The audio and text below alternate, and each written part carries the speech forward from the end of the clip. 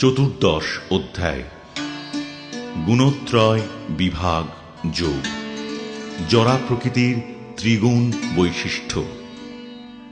সমস্ত দেহধারী জীবাত্মা মাত্রই শত, রজ ও তম জরা প্রকৃতির এই ত্রিগুণের নিয়ন্ত্রণাধীন।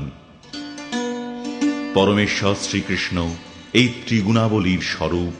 আমাদের ওপর সেগুলির ক্রিয়াকলাপ, মানুষ কিভাবে সেগুলিকে অতিক্রম করে এবং যে মানুষ অপ্রাকৃত স্তরে অধিষ্ঠিত তার লক্ষণাবলী ব্যাখ্যা করেছেন।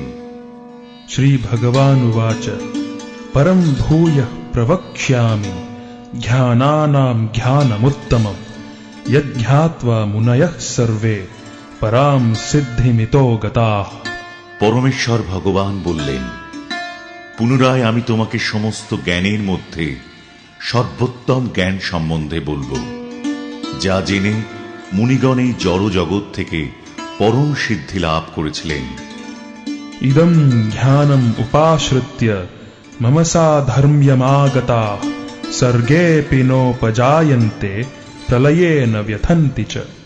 এই জ্ঞান আশ্রয় করলে জীব আমার পরাপ্রকৃতি লাভ করে, তখন আর সে সৃষ্টির সময় জন্মগ্রহণ করে না এবং প্রলয়কালেও ব্যথিত হয় না। মম যোনির্মহদ্ব্রহ্ম তস্মিন গর্ভম দধাম্যহম সম্ভবঃ সর্বভূতানাং ততো ভবতি ভারত। হে ভারত, প্রকৃতি সংজ্ঞক ব্রহ্ম আমার যোনি স্বরূপ এবং সেই ব্রহ্মে আমি গর্ভাধান করি, যার ফলে সমস্ত জীবের জন্ম হয়। সর্বয়োনিষু কৌন্তেয় মূর্তয়ঃ সম্ভবন্তি ইয়াঃ তাসাম ব্রহ্ম মহদ্যোনির অহম বীজ প্রদঃ পিতা। হে কৌন্তেয়, সকল যোনিতে যে সমস্ত মূর্তি প্রকাশিত হয় ব্রহ্মরূপী যোনি তাঁদের জননী স্বরূপা এবং আমি তাদের বীজ প্রদানকারী পিতা।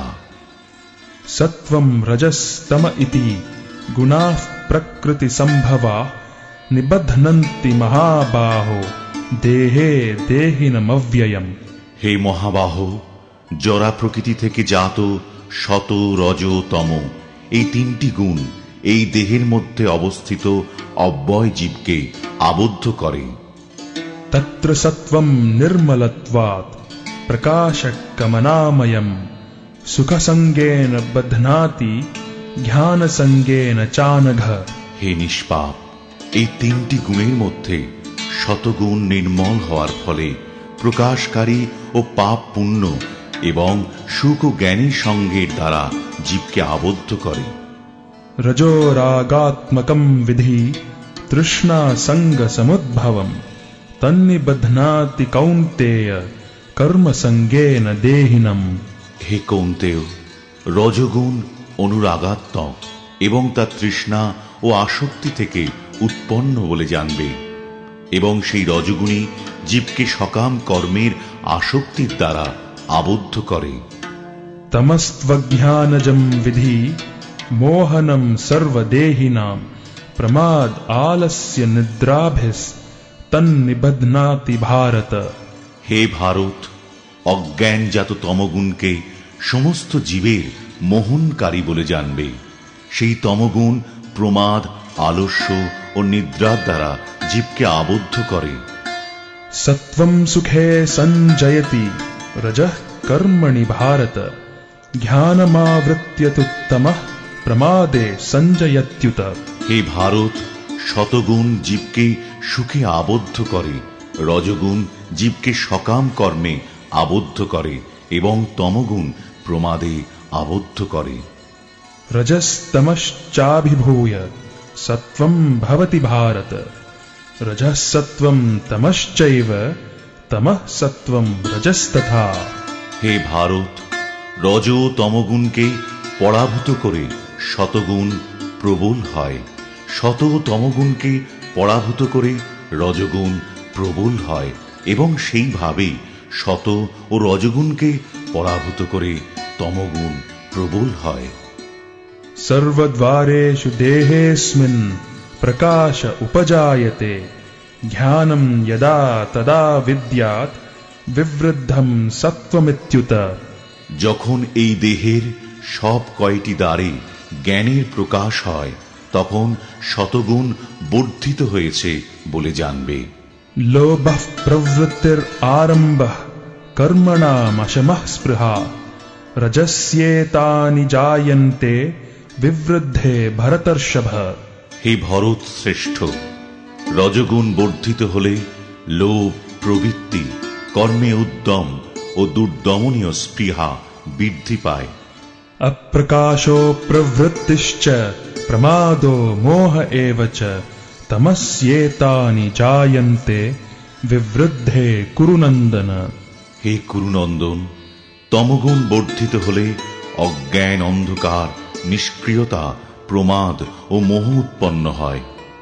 यदा सत्त्वे प्रवृद्धे तु प्रलयं याति देहभृत् तदोत्तमविदां लोकान् अमलान् प्रतिपद्यते। যখন শতগুণ বৃদ্ধি প্রাপ্তকালে দেহধারী জীব দেহ ত্যাগ করেন তখন তিনি মহর্ষিদের নির্মল উচ্চতর লোকসমূহ লাভ করেন। रजसि प्रलयं गत्वा कर्मसङ्गिषु जायते तथा प्रलीनस्तमसि मूढयोनिषु जायते। রজগুণে মৃত্যু হলে কর্মাসক্ত মনুষ্যকুলে জন্ম হয়, তেমনি তমগুণে মৃত্যু হলে পশু জনিতে জন্ম হয়। कर्मणः सुकृतस्याहुः सात्विकं निर्मलं फलं रजसस्तु फलं दुःखम् अज्ञानं तमसः फलम्।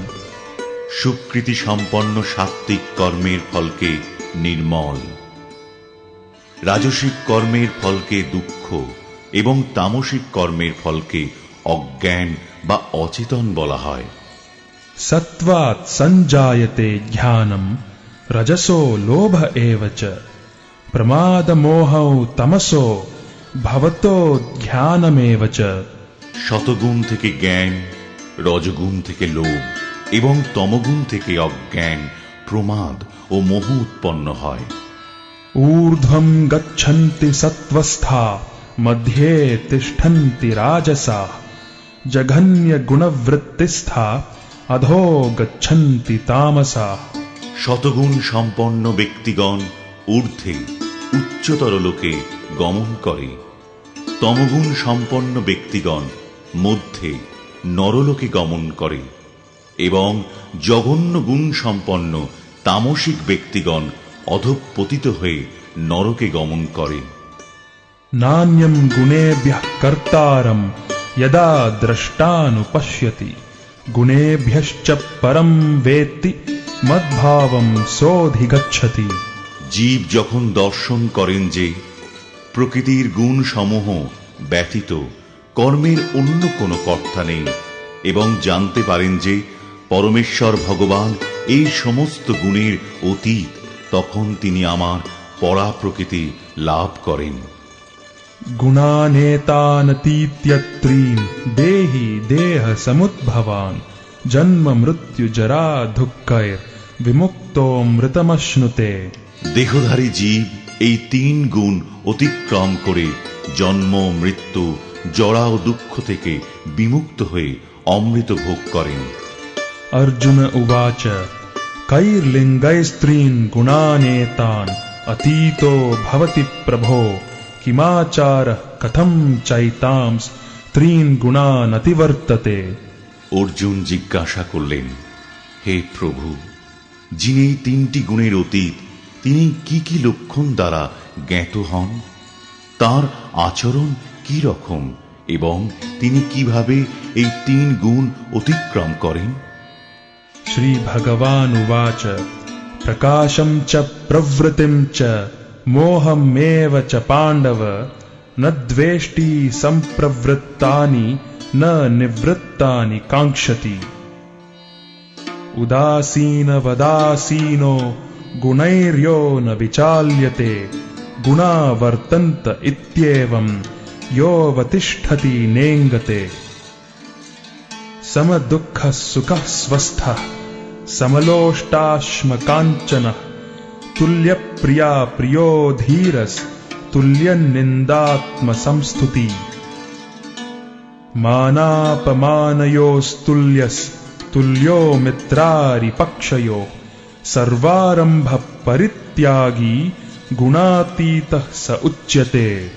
পরমেশ্বর ভগবান বললেন, হে পাণ্ডব, যিনি প্রকাশ প্রবৃত্তি ও মোহ আবির্ভূত হলে দেশ করেন না এবং সেগুলো নিবৃত্ত হলেও আকাঙ্ক্ষা করেন না, যিনি উদাসীনের মতো অবস্থিত থেকে গুণসমূহের দ্বারা বিচলিত হন না, কিন্তু গুণসমূহ স্বীয় কার্যে প্রবৃত্ত হয় এইভাবেই জেনে অবস্থান করেন এবং তার দ্বারা চঞ্চলতা প্রাপ্ত হন না, যিনি আত্মস্বরূপে অবস্থিত এবং সুখ ও দুঃখে সমভাবাপন্ন, যিনি মাটির ঢেলা পাথর ও স্বর্ণে সমদৃষ্টি সম্পন্ন, যিনি প্রিয় অপ্রিয় বিষয়ে সমভাবাপন্ন, যিনি ধৈর্যশীল এবং নিন্দা স্তুতি মান ও অপমানে সমভাবাপন্ন, যিনি শত্রু মিত্র উভয়ের প্রতি সমভাবাপন্ন এবং যিনি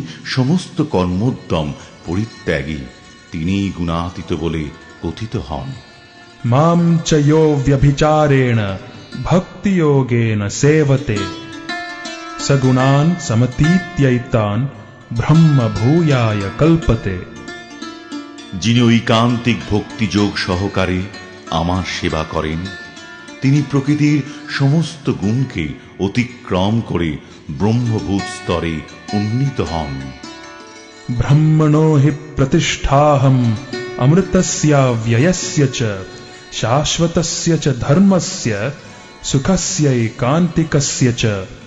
আমি নির্বিশেষ ব্রহ্মের প্রতিষ্ঠা বা আশ্রয়, অব্যয় অমৃতের শাশ্বত ধর্মের এবং ঐকান্তিক সুখের আমি আশ্রয়।